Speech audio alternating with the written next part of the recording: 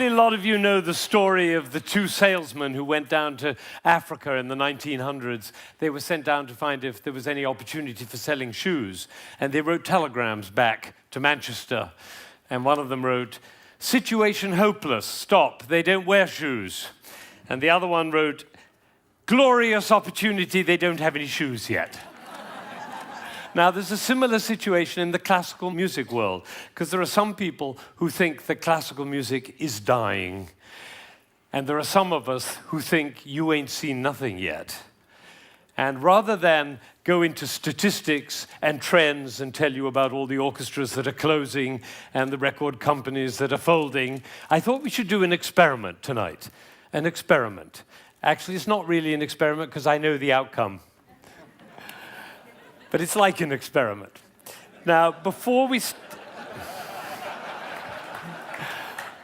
start, I need to do two things. One is I want to remind you of what a 7-year-old child sounds like when he plays the piano. Maybe you have this child at home. He sounds something like this.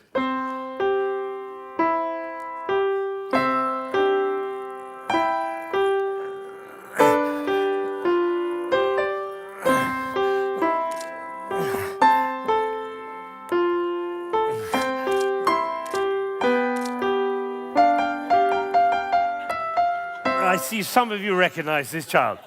Now, if he practices for a year and takes lessons, he's now 8 and he sounds like this. And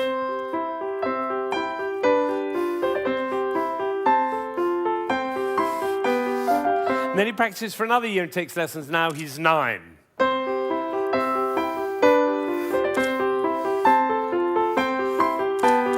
And then he practices for another year and takes lessons, now he's 10.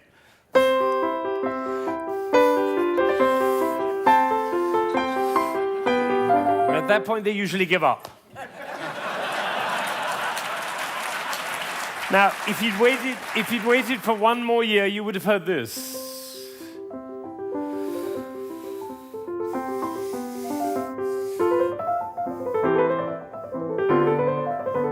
Now, what happened was not maybe what you thought, which was he suddenly became passionate, engaged, involved, got a new teacher, he hit puberty, or whatever it is. What actually happened was the impulses were reduced. You see, the first time he was playing with an impulse on every note. And the second, with an impulse every other note. You can see it by looking at my head. The 9-year-old put an impulse on every 4 notes. And the 10-year-old on every 8 notes. And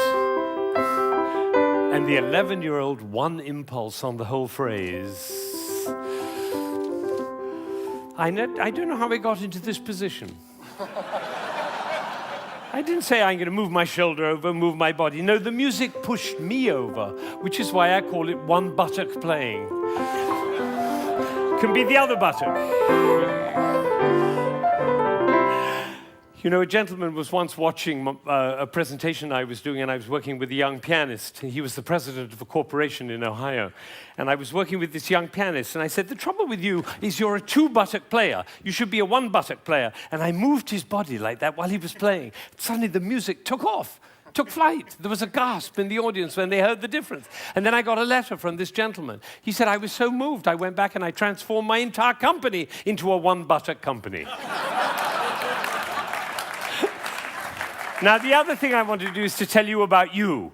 There are 1,600 people, I believe. My estimation is that probably 45 of you are absolutely passionate about classical music. You adore classical music. Your FM is always on that classical dial, and you have CDs in your car, and you go to the symphony, and your children are playing instruments. You can't imagine your life without classical music.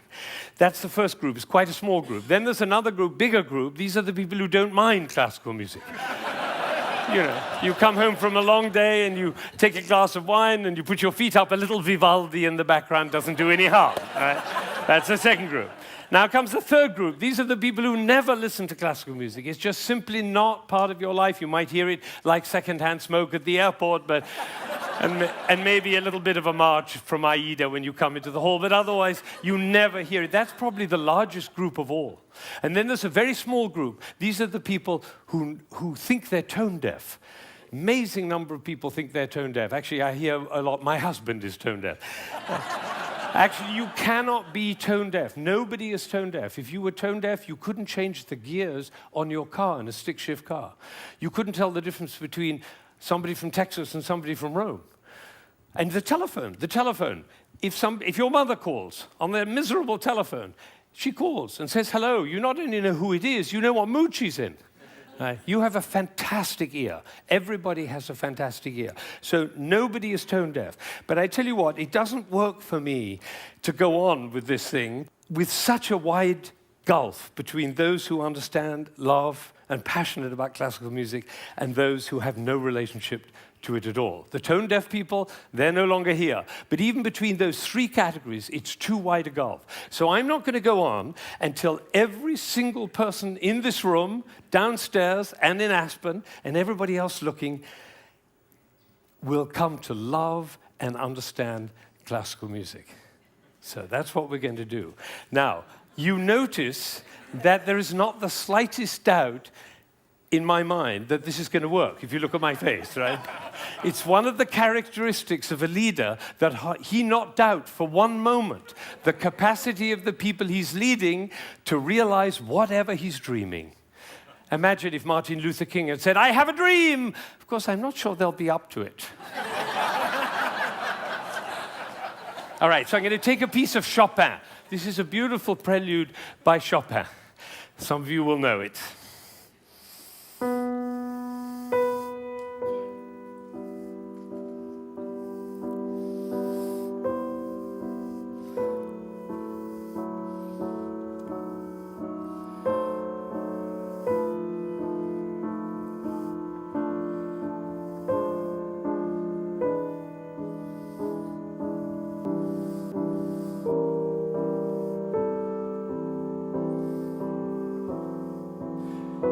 I think probably happened in this room. When I started, you thought, how beautiful that sounds.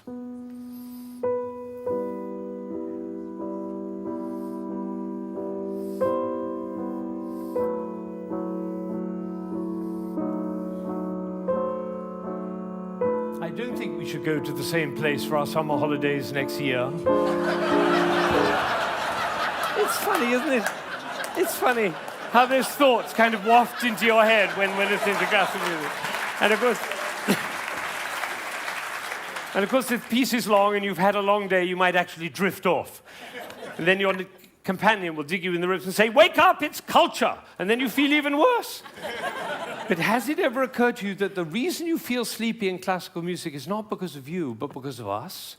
Did anybody think while I was playing, why is he using so many impulses? If I'd done this with my head, you certainly would have thought it.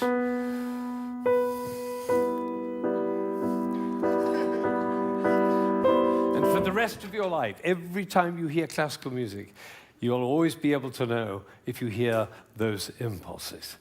So let's see what's really going on here. We have a B. This is a B. The next note is a C. And the job of the C is to make the B sad. And it does, doesn't it? Composers know that. If they want sad music, they just play those two notes. B, C, B, C, B, C, B, D, down to A, down to G, down to F. Almost goes to E, but otherwise the play would be over. Goes back up to B, gets very excited. Goes to F sharp, goes to E, it's the wrong chord, it's the wrong chord, it's the wrong chord. And finally goes to E, and it's home. And what you're going to see is one buttock playing. Because for me to join the B to the E, I have to stop thinking about every single note along the way and start thinking about the long, long line from B to E. Right? You know, we were just in South Africa, and you can't go to South Africa without thinking of Mandela in jail for 27 years. What was he thinking about? Lunch? No, he was thinking about the vision for South Africa and for human beings. That's what. This is about vision. This is about the long line, like the bird who flies over the field and doesn't care about the fences underneath, all right? So now you're going to follow the line all the way from B to E. And I have one last request before I play this piece all the way through. Would you think of somebody who you adore who's no longer there? A beloved grandmother, a lover, somebody in your life who you love with all your heart, but that person is no longer with you. Bring that person into your mind, and at the same time, follow the line all the way from B to E, and you'll hear everything that Chopin had to say.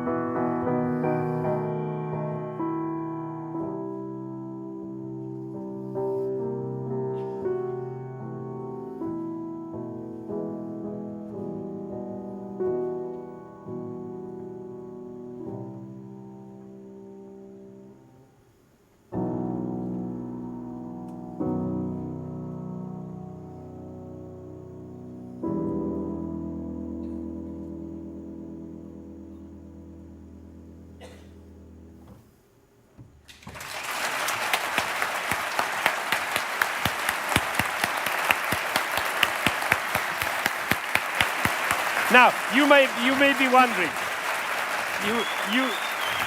you may be wondering why I'm clapping. Well, I did this at a school in Boston with about 70 seventh graders, 12-year-olds.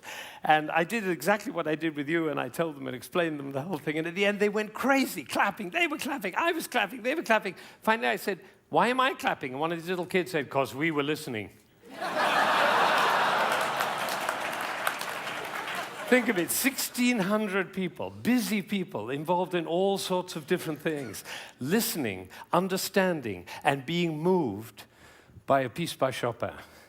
Now, that is something. Now, am I sure that every single person followed that, understood it, was moved by it? Of course I can't be sure, but I tell you what happened to me. I was in Ireland during the Troubles 10 years ago, and I was working with some Catholic and Protestant kids on conflict resolution, and I did this with them. Risky thing to do because they were street kids. And one of them came to me the next morning and he said, you know, I've never listened to classical music in my life, but when you played that shopping piece, he said, my brother was shot last year and I didn't cry for him. But last night when you played that piece, he was the one I was thinking about. And I felt the tears streaming down my face, and you know, it felt really good to cry for my brother. So I made up my mind at that moment that classical music is for everybody. Everybody. Now, how would you walk? Because you know my profession, the music profession, doesn't see it that way. They say 3% of the population likes classical music. If only we could move it to 4%, our problems would be over. I say, how would you walk? How would you talk? How would you be if you thought 3% of the population likes classical music? If only we could move it to 4%.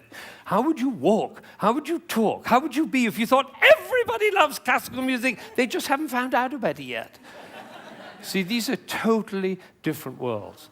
Now, I had an amazing experience. I was 45 years old. I'd been conducting for 20 years, and I suddenly had a realization. The conductor of an orchestra doesn't make a sound. My picture appears on the front of the CD. But the conductor doesn't make a sound. He depends for his power on his ability to make other people powerful. And that changed everything for me. It was totally life-changing. People in my orchestra came up to me and said, Ben, what happened? That's what happened. I realized my job was to awaken possibility in other people.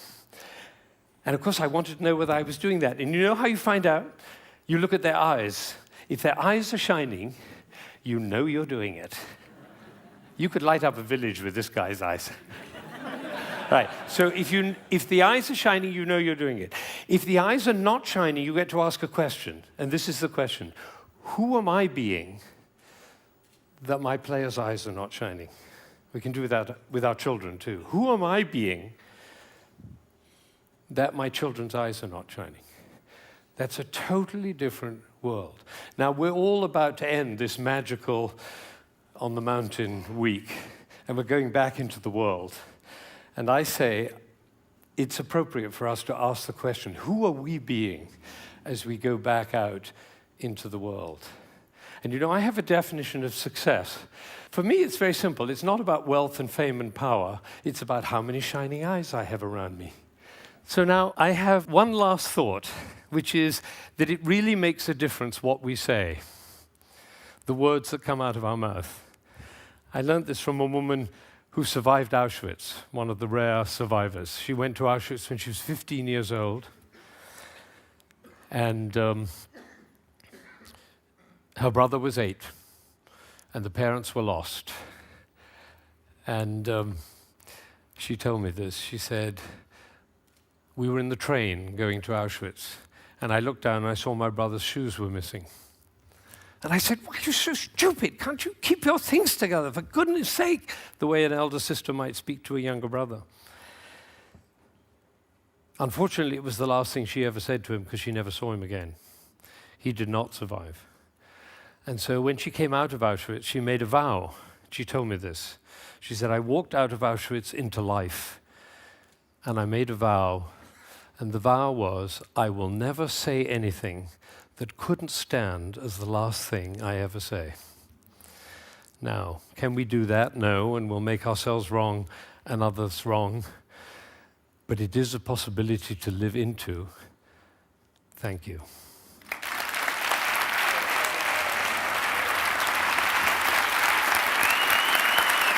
Shining eyes. Shining eyes.